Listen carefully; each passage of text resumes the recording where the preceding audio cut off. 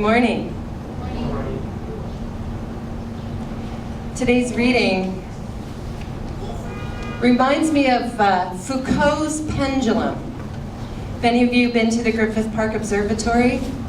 Right in the very beginning, when you first walk in, there's an enormous pendulum and it's swinging back and forth. It's called Foucault's pendulum, and what it does is it just swings back and forth, hanging in the universe and swinging back and forth in the same direction, while the Earth spins around it. How do they do it? My understanding is that there's a magnet at the top, and so the pendulum kind of floats in place, and a larger magnet kind of rings around it, and so as the Earth turns, and the observatory turns with the Earth, the pendulum stays in the same place. Because it happens rather slowly, they have pegs on the bottom of the pendulum, and as it swings, different pegs get knocked down. That's something like the relationship between Christ and the church, Christ and the disciples, Christ and the people who come to see him in the Gospel of John. There's something we talk about in seminary called Christology.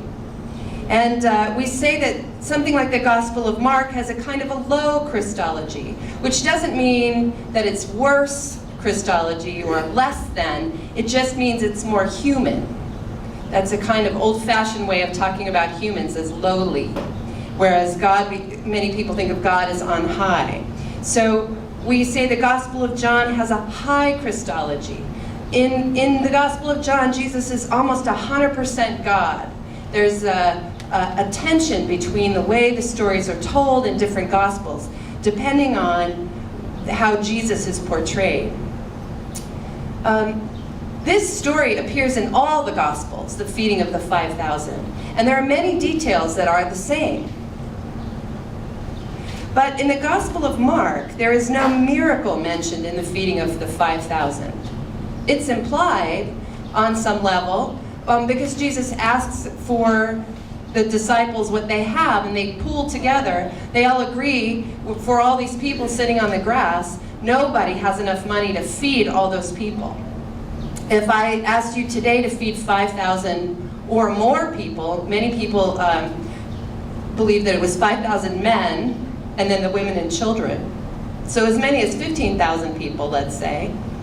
So who of us has the resources to provide even one meal for 15,000 people? Even if you could do it for $1 a person, it'd still be $15,000. So it was about 6 months' wages to feed all those people, and the disciples were a little freaked out, and Jesus just asked them to give what they had. But in the Gospel of John, we see a few different details. So also in Matthew, Luke, and John, it's mentioned that Jesus wasn't only teaching the crowds, but was healing the sick as well. Whereas in the Gospel of John, the people are following Jesus because he's been healing the sick. So you kind of get the idea that Jesus is like being dogged by huge crowds, huge fan-based crowds of celebrity hounds and paparazzi and so on. And people are hoping to get something, see something. Probably amongst all those thousands of people, they each had a different reason for following. But John adds the detail that the loaves and fishes are offered by a boy. It's a young boy who comes up and says that he's willing to offer these things. John also adds the detail at the end that Jesus had to go away by himself because he feared that the people would seize him and make him king. There's a kind of a kingmaker throng behind Jesus. So this episode also gives us a glimpse of what is to come. Jesus is avoiding this king moniker, at least as so far as it is an earthly title.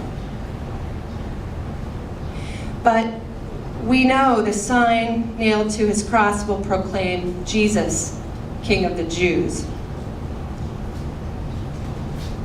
The last time I spoke about the feeding of the 5,000, it was from the version of this story found in Mark 6, verses 32 to 44. I told of one way that I think this story makes sense.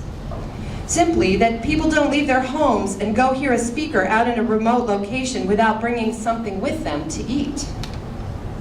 The idea is perhaps that people were loath to take out the food they'd brought with them for fear that there wouldn't be enough for others who may want some. But once the loaves and fishes began to be handed out, people were inspired to share what they had, with the result that there were 12 baskets of leftover bread and fish. Full baskets. But in the Gospel of John, you kind of get the idea that people are just kind of running along behind Jesus and have forgotten, perhaps, to bring food with them. And this version in the book of John, because of its high Christology, wants to make very clear that Jesus multiplied the loaves and fishes miraculously. That the boy brought this little amount to him, and he blessed it, and it just never gave out. It was miraculously replenished as it was handed out. The unintended consequence, of course, was that Jesus had to escape the king-making crowd and go off by himself.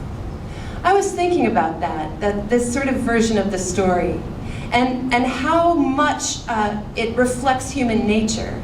How we love to throng after the healer, the one who will magically make it better for us.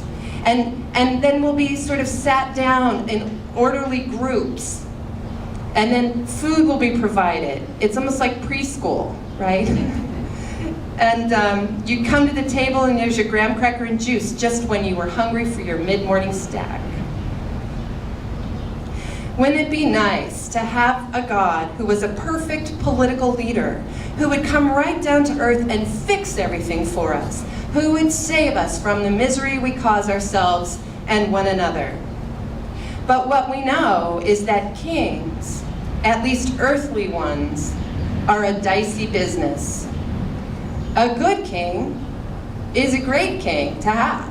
If you have a perfect king, which I don't know who does, but let's say you have a ruler who is able to make life better for you.